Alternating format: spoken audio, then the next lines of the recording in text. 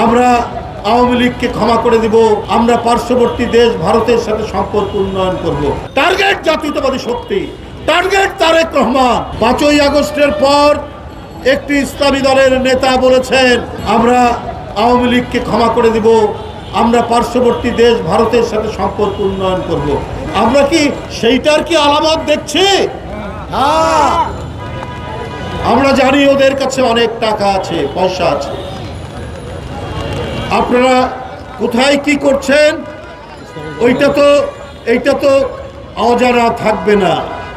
যুবদলের সভাপতি আব্দুল মোনায়েম বলেছে যাদেরকে ওখানে উন্মত্তভাবে সেখানে যে হৃদয় বিদারক ঘটনা, যে নির্মমভাবে সাগরকে হত্যা করা হলো, ভিডিওতে যাদের ছবি দেখা গেছে তাদের অনেকের নাম আপনার মামলায় এজাহারের মধ্যে নেই, তাদের নামে আসামি করা হয়নি।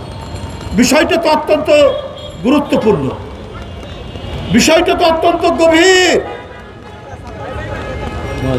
আজকে তাবেদার শক্তি নতুনভাবে এই দেশে তৈরি হচ্ছে, টার্গেট জাতীয়তাবাদী শক্তি, টার্গেট তারেক রহমান।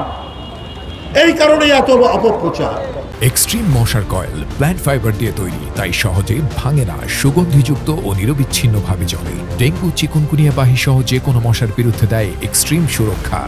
আমরা যদি দেখতাম এই ঘটনায় বিএনপি নির্বিকার, বিএনপির ভারপ্রাপ্ত চেয়ারম্যান তিনি চুপচাপ, কিন্তু ঘটনার সময় থেকে তার নিন্দা, তার প্রতিবাদ এবং আসামিদেরকে ধরার জন্য তার যে আকুলতা, তার যে নির্দেশ, আমরা প্রতি মুহূর্তে প্রতি সময়ে আমরা সেটা দেখছি। এইটা তার টার্গেট হওয়ার কারণ কি জানেন?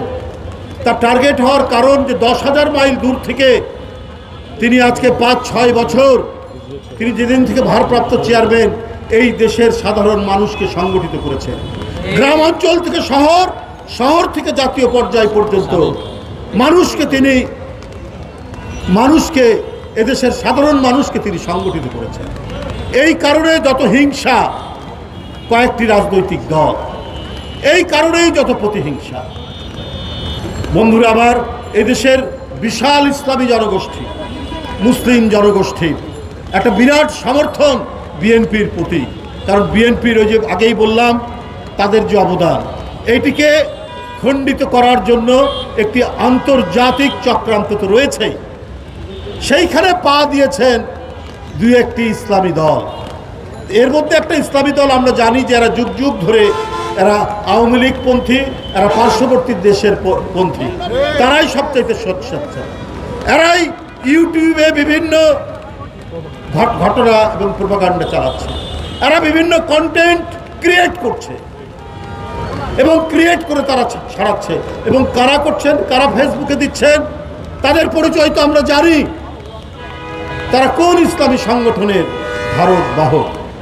বন্ধুরা আবার এই অপপ্রচার তো শুরু থেকেই, এই যে মুরাদনগরে একজন হিন্দু মেয়ে ধর্ষিত হলেন, চট করে চালিয়ে দেওয়া হলো তাদের পক্ষ থেকে যে এটা বিএনপির অঙ্গ সংগঠন যুবদল, এরা দায়ী।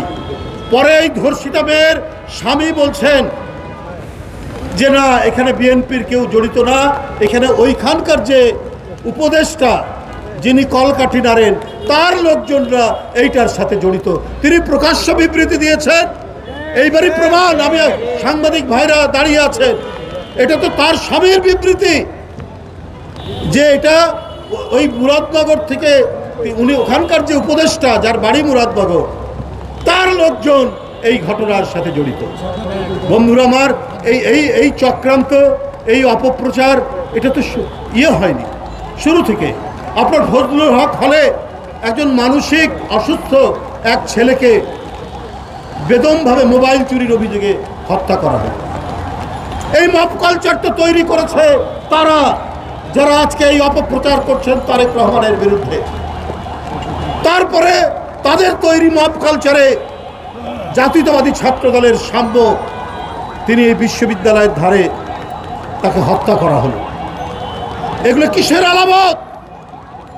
যখনই ডক্টর ইউনূস সাহেব প্রধান উপদেষ্টা লন্ডনে গিয়ে তিনি বিএনপির ভারপ্রাপ্ত চেয়ারম্যানের সাথে বৈঠক করলেন, বৈঠকের পর একটি যুক্ত ঘোষণা আসলো, তারপর থেকে এই বাংলাদেশে দেখলাম যে পিয়ারের ঘটনা চলে আসলো, পিয়ার প্রপোর্শনেট রিপ্রেজেন্টেশন।